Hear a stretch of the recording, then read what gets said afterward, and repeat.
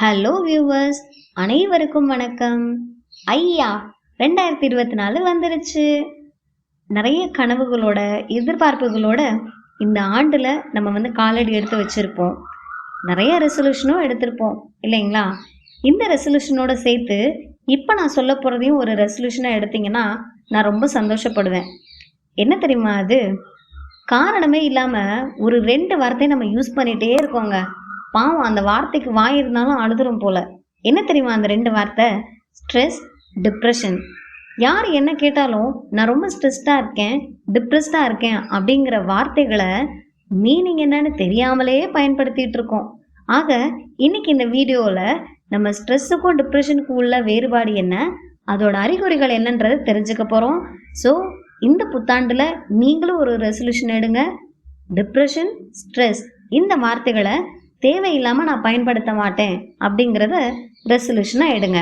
வாங்க வீடியோக்குள்ளே போகலாம்.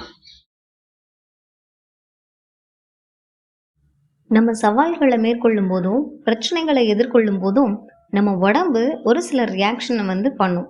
இந்த ரியாக்ஷனை தான் நம்ம ஸ்ட்ரெஸ் அப்படின்னு நம்ம சொல்கிறோம். இந்த ஸ்ட்ரெஸ்ஸில் 2 வகையான ஸ்ட்ரெஸ் இருக்குது. You stress, distress. யூ ஸ்ட்ரெஸ்ஸை நம்ம பாசிட்டிவான ஸ்ட்ரெஸ், குட் ஸ்ட்ரெஸ் அப்படின்னு நம்ம சொல்லுவோம். டிஸ்ட்ரெஸ்ஸை நம்ம பேட் ஸ்ட்ரெஸ் அப்படின்னு நம்ம சொல்லுவோம்.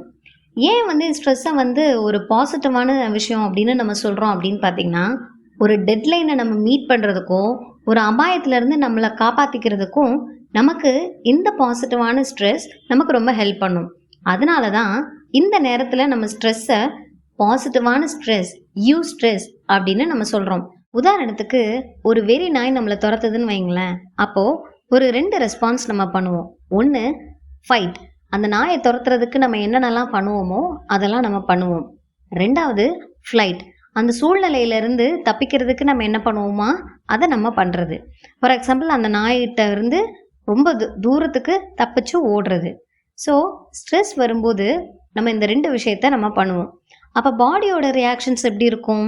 உடம்புலாம் வேர்க்கும், மனசு படப்படன்னு அடிக்கும், கை கால்லாம் ஈரமாகும், தலை வலிக்கிற மாதிரி இருக்கும், வயிற்றில் பட்டாம்பூச்சி பறக்கிற மாதிரி இருக்கும். டிஸ்ட்ரெஸ் அப்படிங்கிறது நமக்கு அந்த ஒரு பதட்டத்தை இன்னும் அதிகப்படுத்தக்கூடியதாக இருக்கும். இன்னொன்று என்ன அப்படின்னா, நம்மளோட பெர்ஃபார்மன்ஸை அது ரொம்ப கம்மி பண்ணிடும். நம்ம ஒழுங்காகவே நம்மளால் பெர்ஃபார்ம் பண்ண முடியாது, அந்த அளவுக்கு நமக்கு போயிடும். இன்னொன்று என்ன அப்படின்னா, இது ரொம்ப நீண்ட நாளைக்கு இருக்கக்கூடிய ஒரு ஸ்ட்ரெஸ்ஸை தான் நம்ம டிஸ்ட்ரெஸ் அப்படின்னு சொல்லுவோம். மெயினாக இந்த டிஸ்ட்ரெஸ் என்ன பண்ணும் அப்படின்னு பார்த்தீங்கன்னா, நமக்கு நிறையா உடல் ரீதியான பிரச்சனைகளையும் மனநல பிரச்சனைகளையும் கொண்டு வரும். ஸோ அதனால தான் இதை நம்ம பேட் ஸ்ட்ரெஸ் அப்படின்னு நம்ம சொல்கிறோம். நம்மளோட வேலைகளை ஒழுங்காக செய்ய முடியாது, கவனம் செலுத்த முடியாது, தூங்குறதுல பிரச்சனை இருக்கும், எப்பயுமே மனசு பாரமாக இருக்கிற மாதிரியே இருக்கும், நம்மளோட நினைவாற்றலில் பிரச்சனை இருக்கும், சாப்பிட்றதுல பிரச்சனை இருக்கும், கோபம், இரிட்டேஷன் இதெல்லாமே ஜாஸ்தி ஆகும், நம்மளோட வேலைகளை ஒழுங்காக ரெகுலராக நம்மளால் பண்ண முடியாது, அடிக்கடி உடம்பு சரியில்லாமல் போயிடும், அடிக்கடி உடல் வலி, கால் வலி, கை வலி, தலைவலி, வயிற்று வலி அப்படின்னு சொல்லிட்டு ஏதோ ஒரு வலியை நம்ம சொல்லிகிட்டே இருப்போம். ஸ்ட்ரெஸ்னால் என்னன்னு தெரிஞ்சுக்கிட்டோம். அப்போ டிப்ரெஷன்னா என்ன? டிப்ரெஷன் அப்படிங்கிறது ஒரு மனநலம் சார்ந்த ஒரு கண்டிஷன், மூட் டிஸார்டர் அப்படின்னு நம்ம சொல்லுவோம். இது எதெல்லாம் அஃபெக்ட் பண்ணும் அப்படின்னு பார்த்தீங்கன்னா, நம்மளோட சிந்திக்கும் திறன், நம்மளோட உணர்வுகள், அப்புறம் நம்மளோட நடத்தை, இது 3யுமே பாதிக்கும். இது மட்டும் இல்லாமல் நமக்கு நிறைய உணர்வு ரீதியான பிரச்சனைகளும் உடல் ரீதியான பிரச்சனைகளும் வரும். ஸோ கண்டிப்பாக இதுக்கு நம்ம ட்ரீட்மெண்ட் எடுத்தே ஆகணும். ட்ரீட்மெண்ட் அப்படின்னு நான் சொல்கிறது, ஒரு சிலருக்கு கவுன்சிலிங்லேயே சரியாகவும் வாய்ப்பு உண்டு, ஒரு சிலருக்கு மாத்திரை மருந்து எடுத்தால் தான் சரியாகும், இன்னும் ஒரு சிலருக்கு மாத்திரை மருந்தும் தேவைப்படும், கவுன்சிலிங்கும் தேவைப்படும். டிப்ரெஷன் அப்படின்றதுக்கான சிம்டம்ஸ் என்ன அப்படின்னு பார்த்தோம்னா, ஃபஸ்ட்டு ஒரு 3 லெஸ் இருக்குது. அந்த 3 லெஸ்ஸையும் எப்பயுமே நம்ம ஞாபகத்தில் வைக்கணும். Worthless, helpless, hopeless. இந்த 3 லெஸ்ஸுமே இருக்கும்.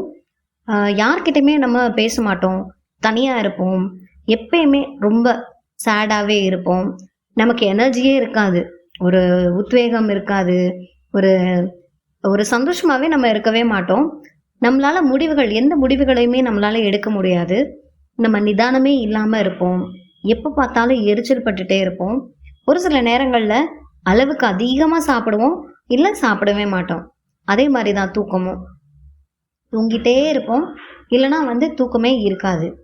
நம்மளால் கவனம் செலுத்த முடியாது, நம்மளால் நிறைய விஷயங்களை ஞாபகத்தில் வைக்க முடியாது. நம்மளை பற்றி நம்மளே ரொம்ப தரக்குறைவாக நம்ம எடை போடுவோம். செல்ஃப் எஸ்டீம் இருக்காது, கான்ஃபிடென்ஸ் இருக்காது, கோபம் ஜாஸ்தியாக இருக்கும். ஒரு சின்ன விஷயமே நமக்கு ஒரு பெரிய மலை மாதிரி தெரியும், அதை நம்மளால் சமாளிக்க முடியாது. நம்மளோட டெய்லி லைஃப்பில் ரொட்டீன்ஸ் எதையுமே நம்மளால் பண்ண முடியாது. ரொம்ப விரும்பி செய்யக்கூடிய விஷயங்களை கூட நம்மளால் பண்ண முடியாது. நிறையா சூசைடல் தாட்ஸ், தற்கொலை எண்ணங்கள் இருக்கும். நம்ம செத்துடலாம் அப்படின்னு தோணும். இல்லை ஒரு சில நேரங்களில் தற்கொலைக்கு கூட முயற்சி பண்ணுவாங்க.